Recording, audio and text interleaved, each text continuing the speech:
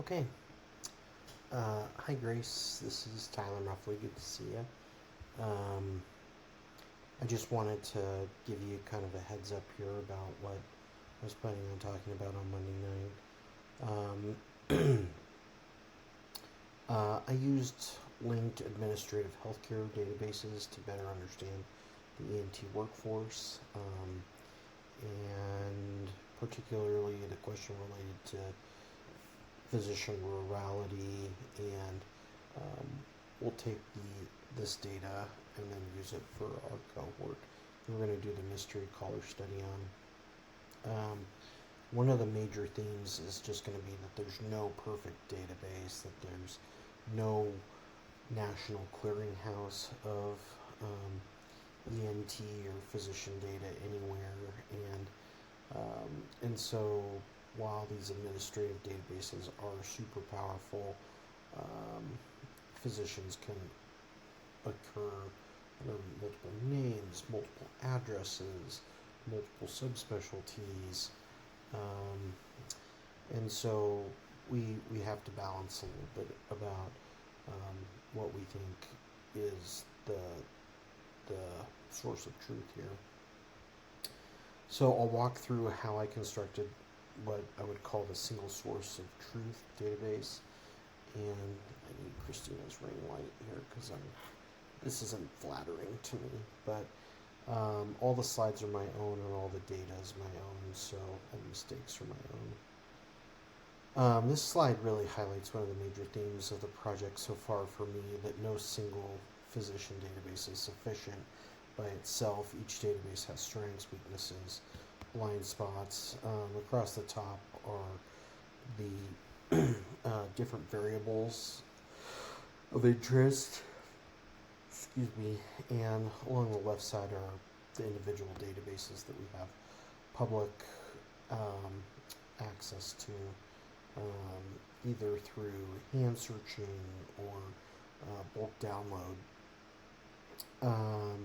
So, for example, like the NPPS or the NPI database, it's really excellent for physician identifying, and but subspecialty or specialty classification is super weak, because it's all self-described. It tells us nothing about patient volume or quality. Medicare utilization database is great for active clinical physicians and giving us patient volume, but only for a Medicare population, which is great for people like me who are studying older women, but probably for like the peds ENT person is not going to explain them very well. So we had to balance the completeness of the project with the reliability, and if we were too strict, it would cause large amounts of missing data and lose physicians unnecessarily. But if we're too permissive, especially with like self-described subspecialties, or we could introduce noise and misclassification. So the goal was to be just right, not too much, not too little, but just right. And this is why I built like a multi-source linked database rather than just relying on a single administrative file. And by combining all these databases that you see here, I feel like we're able to get a decent idea of what's going on. Better than just studying one single database alone. So this slide really summarizes the data architecture that I used to build the National ENT Physician Cohort for the project. In the center, we started on the left. We started with the enthealth.org physician directory that contained 7,462 physicians in February and March of 2026. And then we link that against the email membership roster list from AAOHNS that Ms. Maggio sent in March 2026. And by taking an inner join or where those two overlapped, that created this first blue box up here. In the center is the core processing pipeline, and I performed some name matching and an interjoin between the two databases, like I mentioned, ENT Health and the Maggio list. And that allowed us to confirm 5,735 physicians as verified AO-HNS members, while excluding 1,727 physicians who couldn't be confirmed. Up to you if you want to look into those 1,727 more closely. We enriched the confirmed cohort using the February 2026 MPPES dissemination file, which has taxonomy codes. All the taxonomy codes for ENT start with 207Y, and we were able to identify NPIs for 5,484 of the 5,735 physicians. So that gave us about a 98% NPI matching rate. Physicians without an NPI were still retained in the cohort, so we didn't systematically exclude them, but it made it much harder to get data on them later on. So on the right, my face for radio here.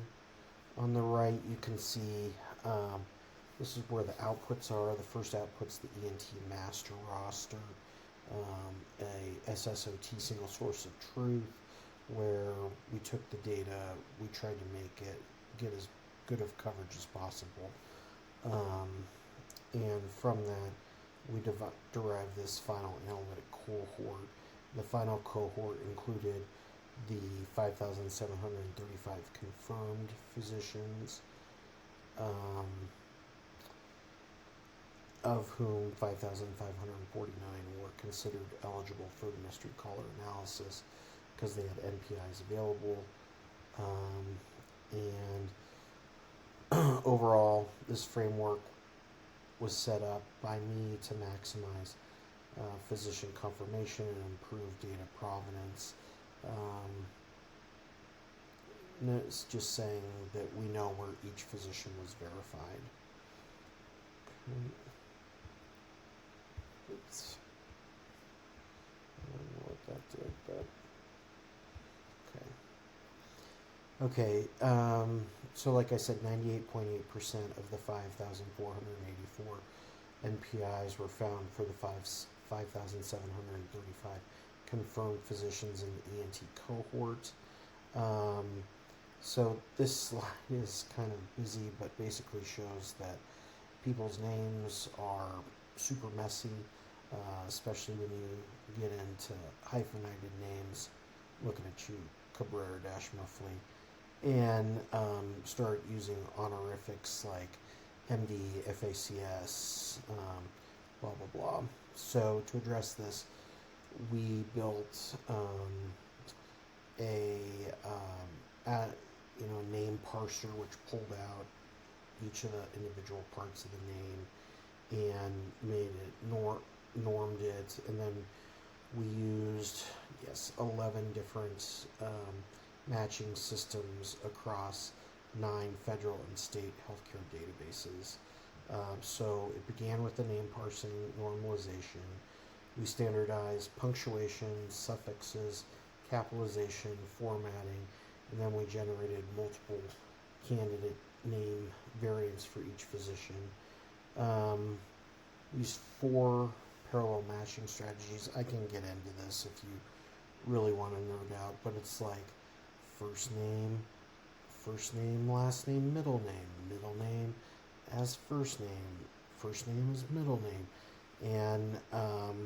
and then we created a confidence for each of these matches in an algorithm. So the matches additionally came from Medicare Part B and Medicare Part D databases, and there's also an AHRQ data set called 3D slash PR or RP, I can't remember. And then also the PICO database, PICOS, PECOS database, and Medicaid files, which I've got a few of. So, and then of course the NPI data file. So we use this confidence threshold framework where we're looking at an 85% confidence to consider somebody correctly matched, and you can see that in the bottom right corner here. There were several safeguards. We had gender be a hard blocker, so if there was a mismatch in gender, that was no go.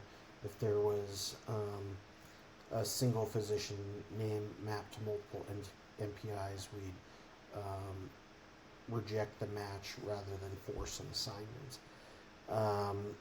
We used MD versus DO as a hard blocker, and a couple other things, but the majority of the matches clustered in a high confidence range, and we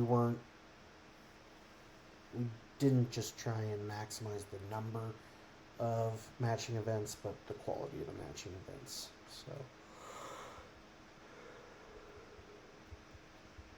excuse me.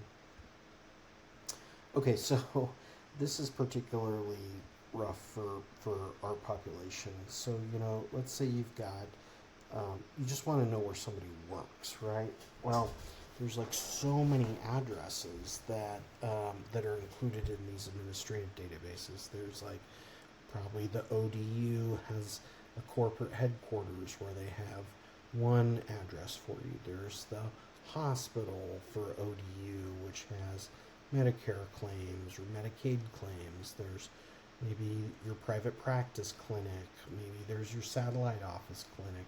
So,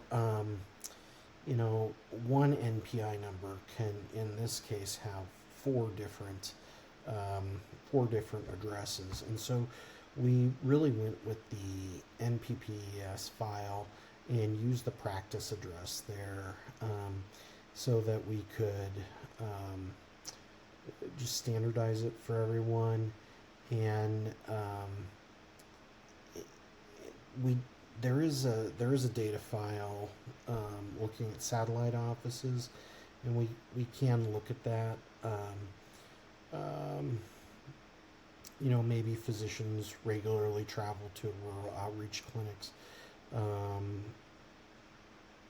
but if this isn't clearly noted, then they're just considered to be urban. So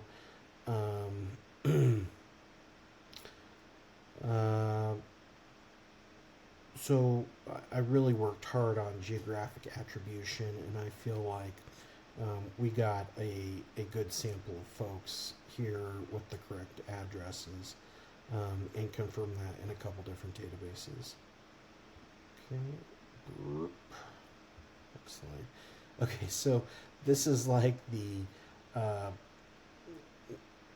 this is the kind of the sad flow sheet that I'm using because these data are so huge. We're using a database on an external hard drive, totally nerding out here, but we can use whatever RUCA classification you want to, and but importantly, this level of nerding out really creates reproducible and scalable system. So in the end, we created this single source of truth with about 5,000 ENTs, and we had great coverage for gender, for degree, for medical school. Let me just show you the data here. This kind of humanizes the demographic and training characteristics of the final cohort after we linked and validated. The cohort was predominantly males, 76%, although there was a substantial variation across subspecialty. You can see that, actually otology, neurotology is in here. I was having a problem with them. most of the physicians held MD degrees, small proportion held DO degrees. Looking at the medical school of origin, um, that included U.S. allopathic, osteopathic, Canadian, international medical graduates. We were able to pull that out from the data. The majority of physicians across the U.S. were in the subspecialties were U.S. trained allopathic graduates, though there was some variation by subspecialties. So we calculated the years since medical school graduation, and that was a surrogate marker for where the patient's career stage and maybe the age of your workforce. So there was a lot of heterogeneity based on subspecialties, and maybe that's the age of the subspecialties or the draw of the subspecialties with quality of life. Subspecialties may be attracting younger physicians. One of the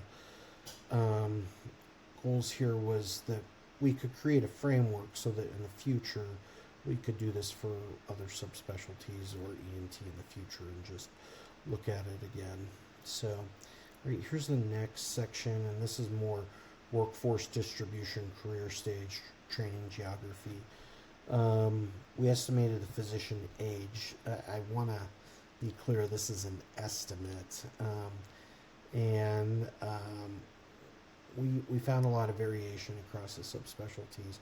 Some groups were substantially younger, others had older median ages, and that could have implications for your workforce or retirement patterns.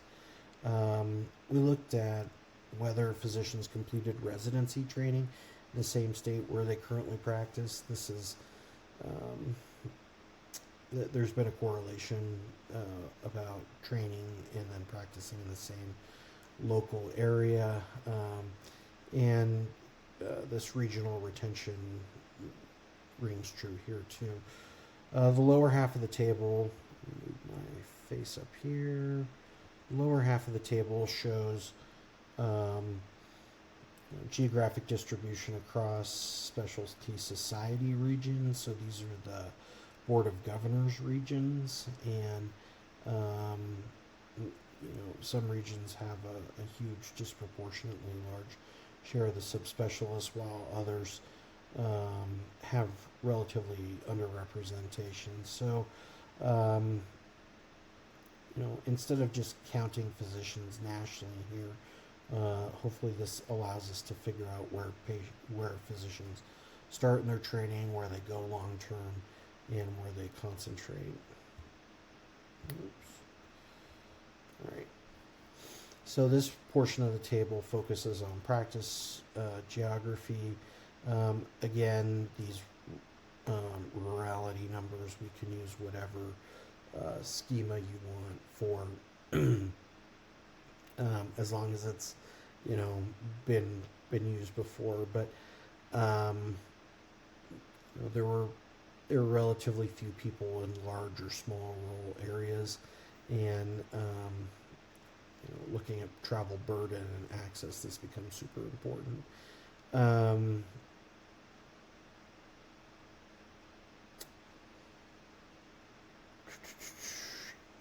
We also saw practice settings. There were pediatric otolaryngologists and neck oncologists.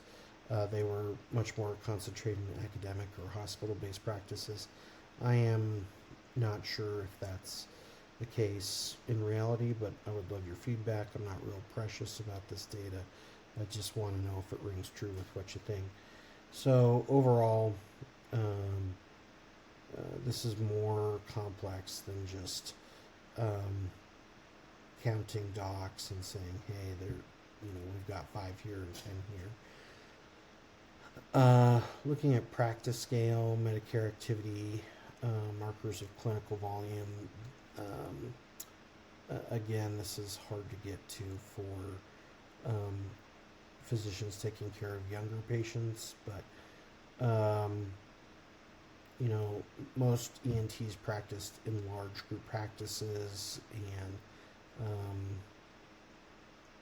head and neck, otology, and rhinology tended to be concentrating in larger groups, whereas Solo or smaller group practices was less common overall. Um, we stratified these physicians into Medicare patient volume quartiles, and this is a surrogate for clinical throughput.